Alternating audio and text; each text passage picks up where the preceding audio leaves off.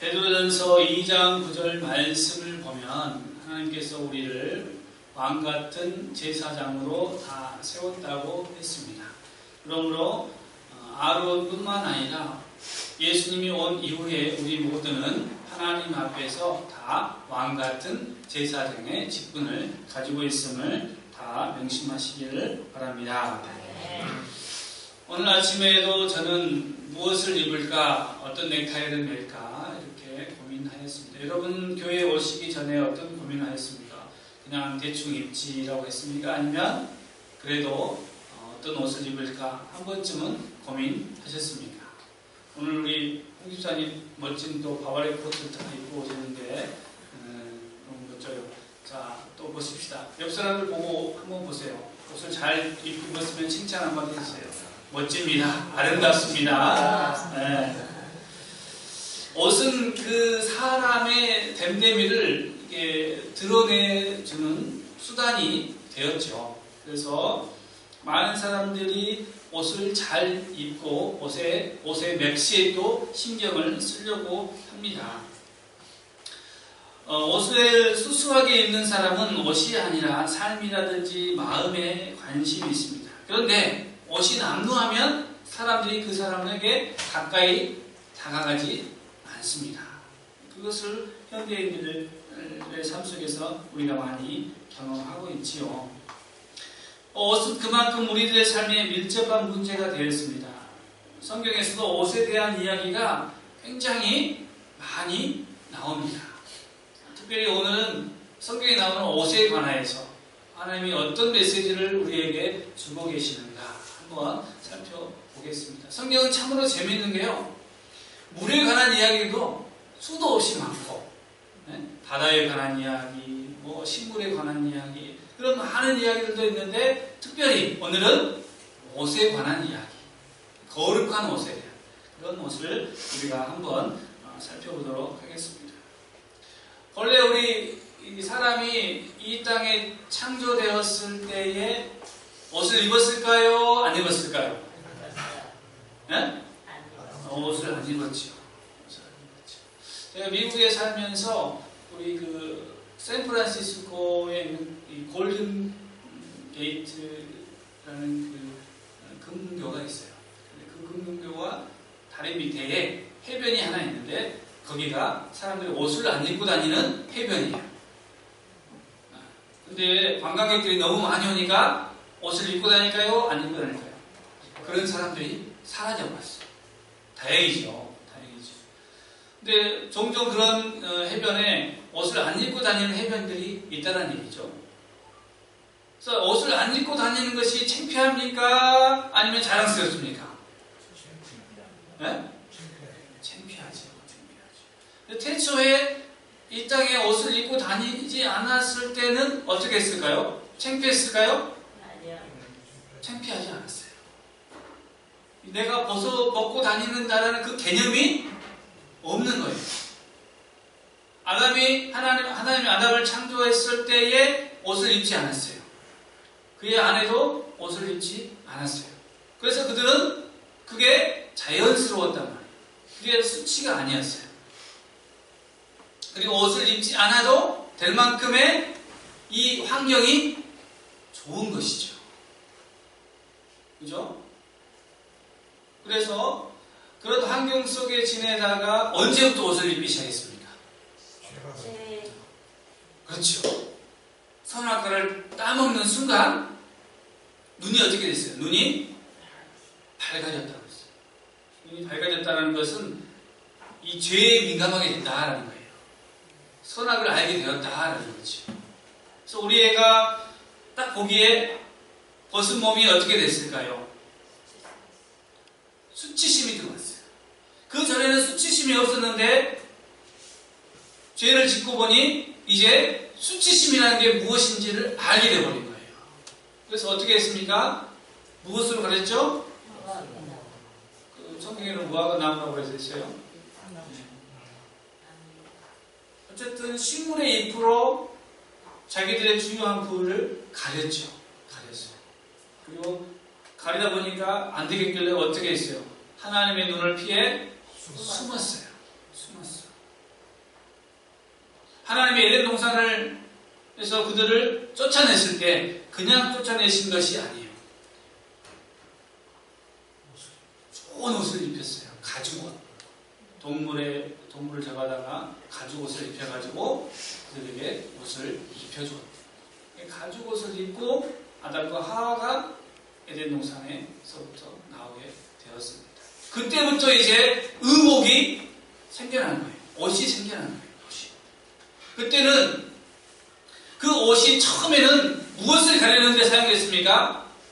수치심을 가리기 위해서 옷이 사용되었습니다. 그리고 세월이 흘러서 노아의 홍수 때가 왔습니다. 노아의 홍수 전까지는 이 지구가 너무 아늑하고 따뜻하고 살기 좋은 곳이었어요.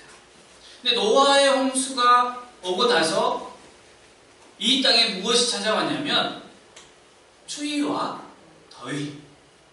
추위와 더위. 그래서 노아의 홍수 이후에는 옷을 입는 목적이 어떻게 됩니까? 추위와 더위에 환경을 잘 적응할 수 있도록 옷을 입게 되었습니다. 특별히 우리나라가 대표적이죠. 사계절이기 때문에. 그래서 옷값도 굉장히 많이 들어가요. 안 그렇습니까? 사계절이 옷이 다 달라야 되기 때문에 여름 옷만 1년 내내 뭐 입고 살 수 있어요? 없어요? 없습니다. 그런데 미국 같은 경우는요, 여름 옷만 입고도 지낼 수 있어요. 걔네들은 추위를 잘 안 타요. 우리가 말하는 겨울에도 영하로 떨어지지 않기 때문에 반팔만 입고 지내요. 옷값이 많이 안 들겠죠. 그렇죠? 그렇게 변했다고요. 그러면서 이제 보세요. 창세기 마지막에 보면은 누가 나옵니까? 요셉이 나와요. 요셉. 그 요셉이 이 아버지 야곱에게 사랑을 받았는데 어떻게 사랑을 받았느냐면 옷으로서 얘기를 해줘. 다른 아들들은 채색 옷을, 비단 옷을 입지 못했는데 유일하게 요셉만 비단 옷을 입었어요. 옷이 어떻게 변했습니까? 옷이 이제 점점 화려하게 나를 드러내기 시작했다라는 것이죠. 그런 옷으로 이렇게 변화가 되었습니다. 특별히 다시 노아의 때로 돌아가자면 아까 말했던 벗은 몸은 뭐라고 했어요? 수치라고 했죠. 수치. 그래서 노아가 홍수가 끝나고 포도원을 잘 만들었어요. 지금도 포도원 하나 가지고 있으면요 부자예요. 부자. 이게 이제 와이너리라고 해요. 와이너리. 그죠? 와이너리는요 대대로 이게 가업으로 물려받지만 그거 하나 갖고 싶은 대기업 회장들이 너무 많다는 거예요. 와이너리를. 근데 이 노아가 와이너리 하나, 이 포도원, 큰 포도원 다 자기 거잖아요. 아무도 없으니까. 그런데 그 포도주를 먹고 어떻게 누워 있었어요? 잘 누워 있었습니까? 옷을 홀라당 벗고 누워 있었어. 그때에 저주받은 아들이 그 벗은 몸을 누구한테 얘기했어요? 형제들한테 얘기했다는 것이죠. 그래서 노아가 수치를 드러냈다라고 해서 그 아들을 저주하는 것을 보게 됩니다. 그래서 우리는 어쨌든 이 벗은 몸을 가리고 또 이 추위에 대해서도 또 더위에 대해서도 옷을 신경 써야 되고 그 다음에 이제는 사람들의 눈에 보이기에도 아름답도록 옷을 신경 써야 했다라는 것이죠. 세월이 흘러서 이제 나라가 됐고 그 나라 가운데 유명한 선지자가 등장합니다. 옷에 관해서 유명한 선지자가 누가 있을까요? 엘리야가 승천할 때에 그의 무슨 옷을 엘리사에게 줬습니까? 겉옷을. 그렇죠. 겉옷을 주었어. 그 겉옷이 어떤 능력이 나타났습니까? 그 겉옷을 물을 탁 치면 물이 갈라지는 그 능력의 표식으로서 옷이 등장하게 되었다는 것이죠. 옷은 그 사람의 능력을 또한 나타냅니다. 언제 그러한 것들이 있습니까? 예수님 때에 혈루증 여인이 예수님이 지나갈 때에 무엇을 만졌습니까? 그렇죠. 너무너무 우리 한마음교회 성도님들 성경을 잘 알고 있어요. 옷자락을 만졌어요. 그때에 그 옷자락에서 무엇이 나갔다고 그랬어요? 예수님이? 능력이 나갔다는 거예요. 옷자락을 통해서도 그 사람의 능력이 그렇게 나가는 겁니다. 그리고 바울 사도는 희한한 능력이 있어요. 바울 사도가 손수건을 들고 다녀요. 근데 그 손수건을 가져다가 병자한테 올려놓으니까 병이 낫게 되었어요. 이 옷이라는 것 자체가 또 능력이라는 거예요. 능력. 그리고 예수님께서도 옷에 대해서 한 말씀 하셨습니다. 어떤 말씀 하셨어요? 겉옷을 벗어달라고 하면 속옷도 벗어주어라 라고 옷에 관하여서 말씀하셨고, 또 예수님께서 옷에 관하여서 말씀하실 때에 천국에 관해서 말씀하실 때에 옷에 관련돼서 말씀하셨습니다. 왕의 혼인잔치가 열렸습니다. 초대장을 사람들에게 보냈습니다. 처음 초대장을 보내니까 사람들이 어떻게 했을까요? 나는 소를 관리하기 위해서 왕의 잔치에 못 갑니다. 나는 밭에 가봐야 됩니다. 라고 각자 바쁜 일에 대해서 핑계를 대고 왕의 혼인잔치에 나아가지 않았어. 그때 왕이 하인들을 시켜서 그러면 거리에 있는 아무나 다 데리고 와라. 그리고 왔어요. 왔는데 보니까 어떤 사람은 예복을 입고 있고 어떤 사람은 예복을 입지 않았다는 것이에요. 옷에 관련된 거예요. 예복. 그래서 예복을 입지 않는 사람들은 어떻게 했습니까? 왕이 문 밖으로 쫓아내라. 아니, 초청할 때는 언제고 와서 음식 먹고 있는데 예복을 안 입었다고 쫓아내는가? 근데 우리가 생각하기에 여러분, 우리나라의 결혼 풍습은 어떻습니까? 누가 결혼하면은 누가 옷을 잘 차려입고 가야 돼요? 내가 집에 있는 그래도 깔끔한 정장이라든지 옷을 입고 내가 입고 가야 되죠. 근데 유대인의 결혼 풍습에는 그렇지 않습니다. 초청장과 함께 예복이 주어지는 거예요.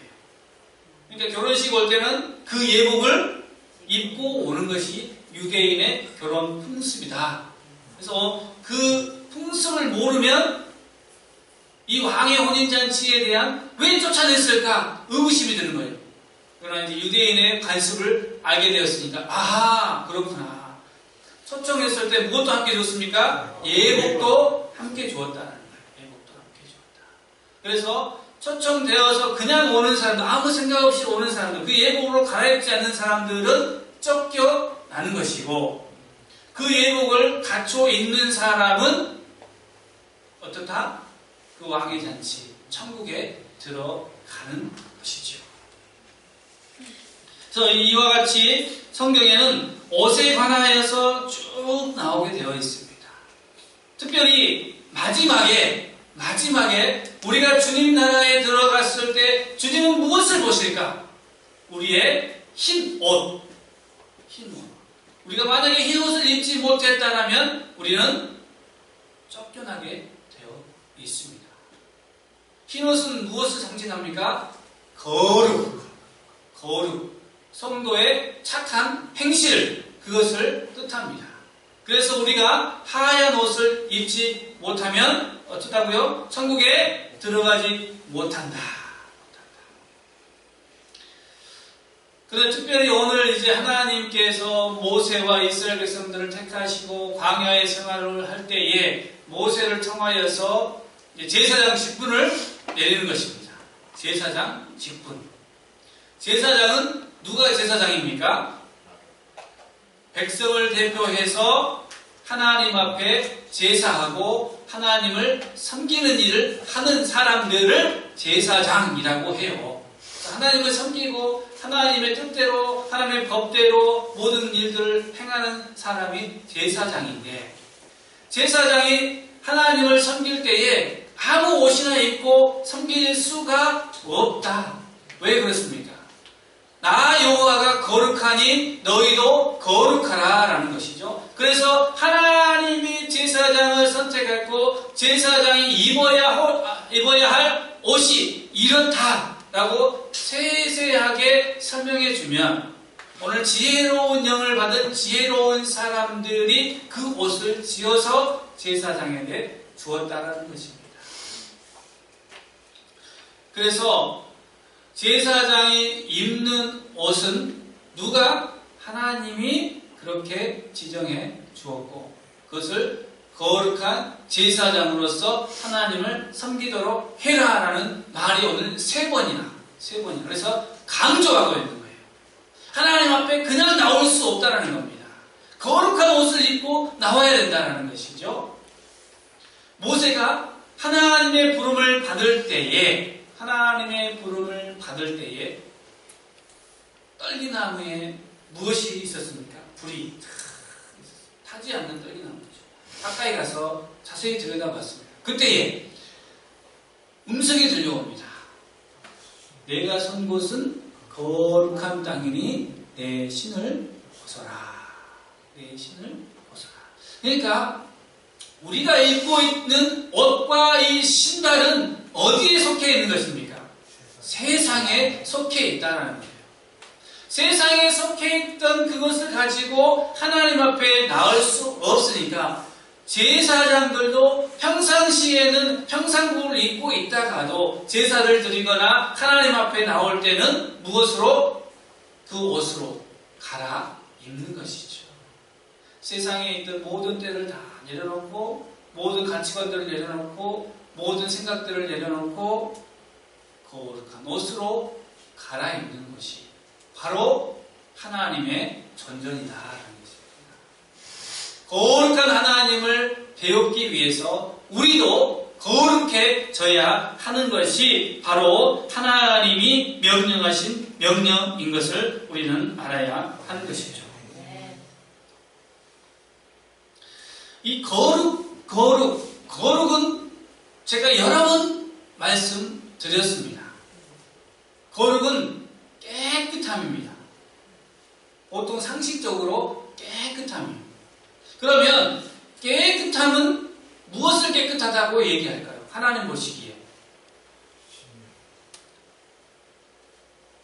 깨끗한 것은 때가 묻어 있어요? 안 묻어 있어요? 때가 안 묻어야 깨끗한 거 아니겠습니까? 그죠? 우리 한유하고 요한이가 새 신발을 샀어요. 오랜만에. 근데 오늘 한유가 신발에 조그만 때가 묻었다고 집에 가서 빨아야 된대. 새 신발이라. 그 새 신발에 조그만 때가 보여요? 안 보여요? 보여. 하나님 눈에는 우리의 그 때가 잘 보여요? 안 보여요? 잘 보여요. 그러니까 하나님 앞에 나올 때에 우리가 그 묻어있는 죄, 그 모든 죄들을 어떻게 해결할까? 어떻게?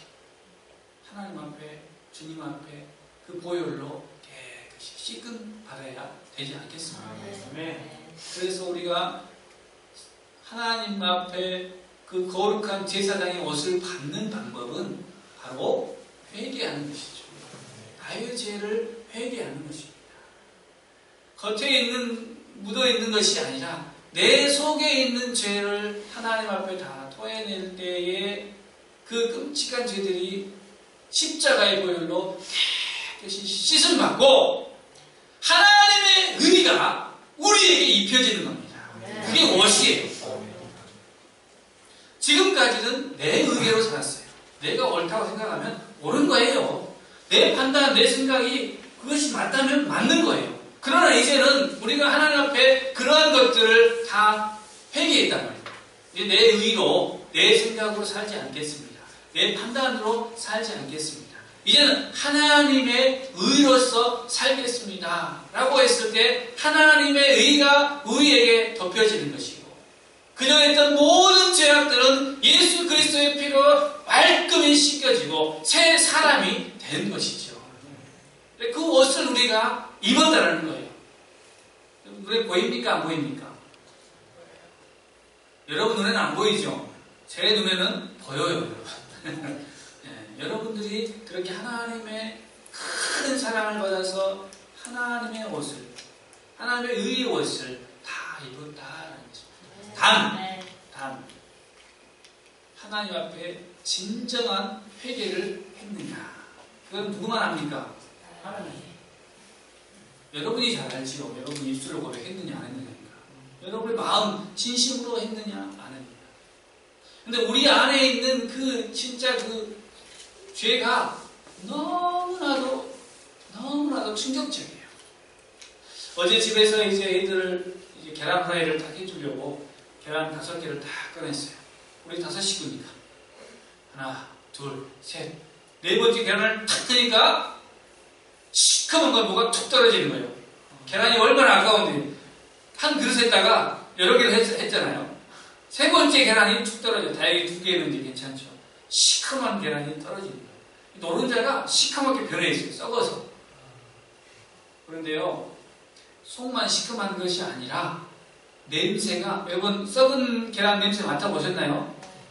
안 맡아보셨죠? 냄새가 얼마나 지독한지 손에 딱 만졌는데 이 생선 비린내 있죠? 그것은 저리 가라는 안 지워져요. 안 지워져요. 그래서 계속 몇 번을 씻었는지 몰라요. 여러분, 우리의 죄가 이와 같아요.